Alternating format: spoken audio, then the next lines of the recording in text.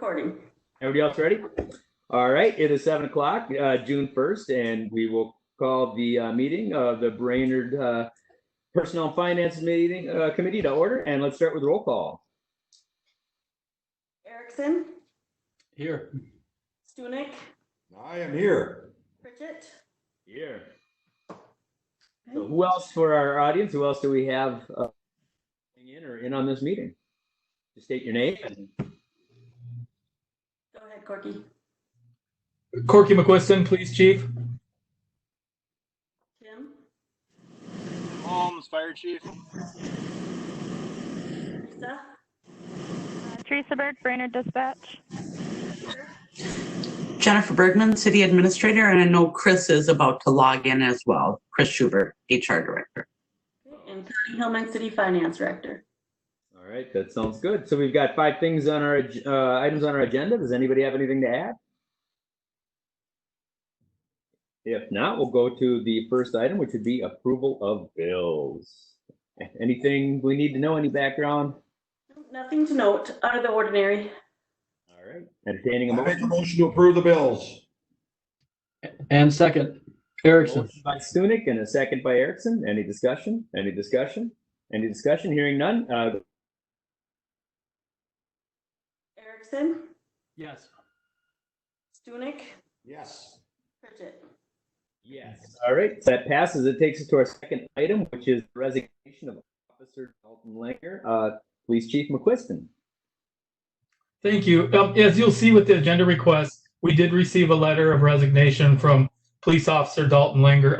Dalton was really on an extension on step 1 and just getting the step 2 of field training. And he put forth a very valiant effort and he tried very hard, but he came to the realization that probably this career, at least with our department, wasn't a good fit for him. And so we were sad to see him go because he's a great personality, really hard work ethics, but just had some things that made the job not work out for him. So with that, you'll see is his letter, and then we're just asking for, at this time, your motion to accept his resignation.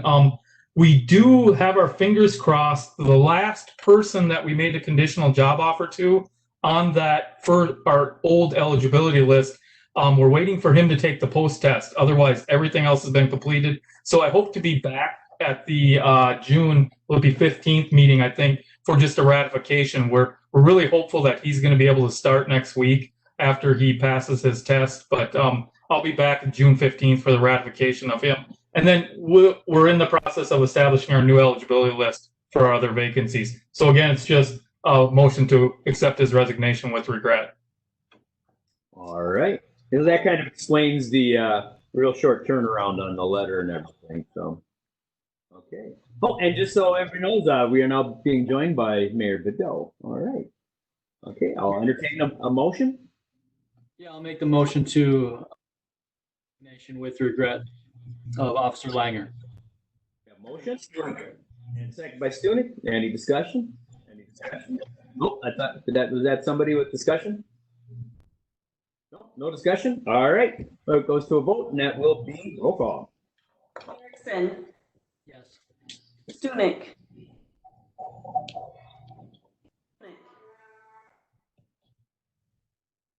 Stunek, Yes. Pritchett. Yes, and that passes. All right. That takes us to the third item, which is to authorize the sale of retired police car. Again, Police Chief McQuiston. Thank you. This one's pretty simple. It's a 2015 Chevrolet Tahoe. It was our unit number 424. We've received a replacement for that, had it outfitted. So it's a technicality. We need the council's authorization and approval to dispose of this vehicle. We want to use that Central Minnesota dealer auction. That's that place located just south of town on Business 371. So we're looking for a motion just to authorize the sale of the retired police vehicle unit 424 utilizing Central Minnesota dealer auction. All right. Anybody have any questions? If not, entertain a motion. I'll make a motion to get rid of retired squad 424 and use the auction place south of town. All right. Second, Erickson. So we have a motion by Stunek, second by Erickson. Any discussion? Any discussion? One quick comment, Mr. Chair. We're losing police cars, we're losing squads or police patrolmen. Seems ironic. All right. So, any other discussion? Any other discussion? Any other discussion? Hearing none, goes to a vote. All in favor? Oh, I'm sorry. Roll call. Erickson, Yes. Stunek, Yes. Pritchett. Yes, and that passes. And that takes us to item number 4, which is, I wasn't sure if it was a sandwich resolution or something. Firehouse Subs, Safety Foundation grant application, Fire Chief Holmes. Yes, thank you. First of all, I have to apologize because I actually submitted this grant before getting your approval.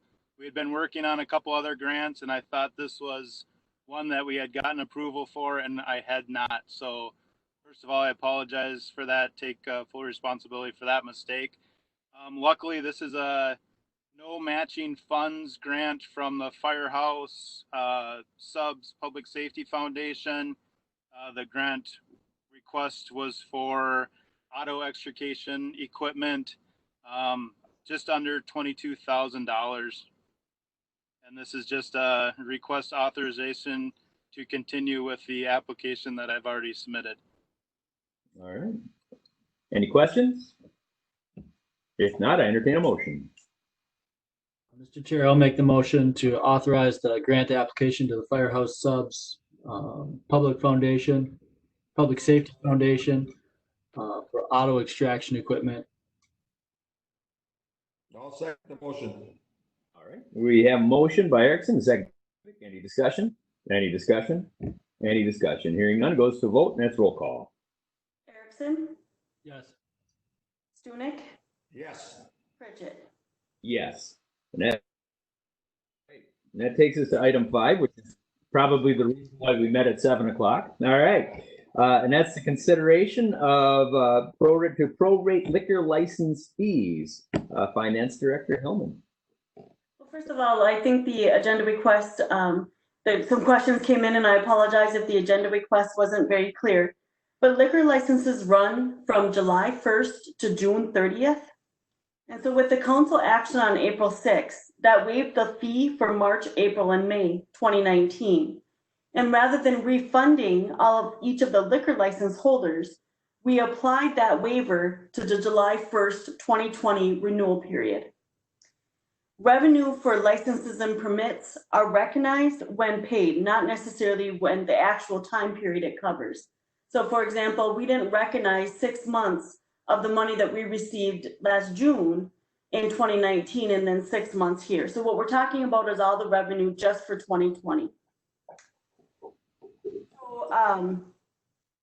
City Council waived 3 months, and so basically we have 9 months of revenue left that we can earn in 2020. One of the things that staff asked was, with the restrictions that the governor said effective today, June 1st, they only outdoor seating and limited capacity, did that mean that the order was lifted? Because that was what council's action was on April 3rd, or their direction was, is that it would continue until the order has been lifted. So I think that was one of our questions. Then we also, when we were looking at last Thursday, when we had our special council meeting, we received a letter from the Crow Wing County attorney that kind of talked about being consistent with all the cities in Crow Wing County. And so we did reach out to Crow Wing County and asked them what they were doing with their license. And a previous action had actually waived 4 months for them. And then what they did is they reduced the fee for the remaining 8 months by 50%. So staff's recommendation, there's many different ways that we can handle this. Staff's recommendation would be to follow the county's lead, and that we would reduce the 9 months of revenue that we have left that we could earn, to reduce that by 50%. Are there any questions? Did that make sense, or how can we clarify it some more? Makes sense to me. My one question, my one concern, the one thing I would like to look into is can we do this where we're only charging liquor fees that are actually opening? And then, you know, so maybe if establishment A opens now, we charge them their liquor license, establishment B does not. We wait until establishment B that opens to charge them their liquor license, but not charge them for the months that they were closed. That is council, whatever council directs us to do is what staff will do. That is definitely an option. I think that we know of at least, I think there was 5 or 6 applications that came through to open early. You know, that's up to council's direction. We definitely can do that. You know, just that we have already waived about $31,000 of revenue for 2020 with the plan of 50%. So it could be more that we would be forgoing. I think you had a question? Well, I understand where Dave's coming from, and I somewhat agree, I guess. But I think some of the bars are opening today. Some of them are going to open by the end of the week. They're still so far behind and in debt at this point. I think I would like to see us be consistent and follow what the county has done and reduce it by 50% and continue going forward. What I was suggesting, we still do those steps. Yeah. Reducing it. But if your establishment doesn't open, we don't charge you, you know, it doesn't open in June, we don't charge you a liquor license in June. Oh, I get you. Okay. But then if they opened up in July, then we'd take whatever was left from July through the 7 months and we'd prorate it by 50%. I do believe that's what Mr. Pritchett's saying. Yeah, that's kind of what I'm Send the wrong message to our small businesses in downtown Brainerd. Right. This is Tad. I'm in favor of that as well. Both the reduction of 50% and staying consistent with the county. I think any help we can give to those establishments is more than much needed.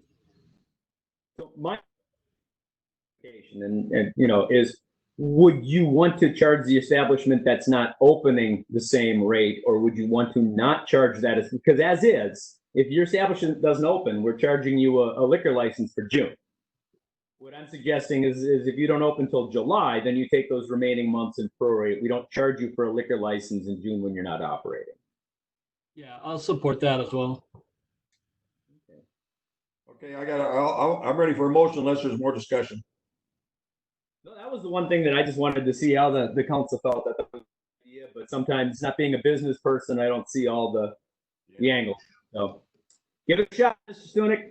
Okay, I would make a motion that we stay consistent with the county by reducing the liquor license by 50%. In establishments that are not open, we waive the fee totally. Until they're open. Until they're open, correct. So from July 1st, 2020 to June 2021 would be the dates that we're doing that. All right. Does that sound clear enough, Connie? I would just, you know, reducing the fee by the remaining fee by 50% and continue to waive monthly fee until open. Correct. Second. All right. We have a motion. We have a second. Anybody have any discussion? Any discussion? Any discussion? Hearing none, comes to a vote, and this will be roll call. Erickson? Yes. Pritchett? Yes. Sorry, Stunek? Twice, it's like Chicago, baby. I went out of order. I'm sorry. That's okay. I was gonna change my vote depending which way it went. So yes, twice. So on a 4-0, it passes. All right. All right. Anything else to add? All right, then we are adjourned to our regular meeting in 15 minutes. And I'm just afraid to touch anything. See you in 15 minutes. Bye, guys. All right. Bye.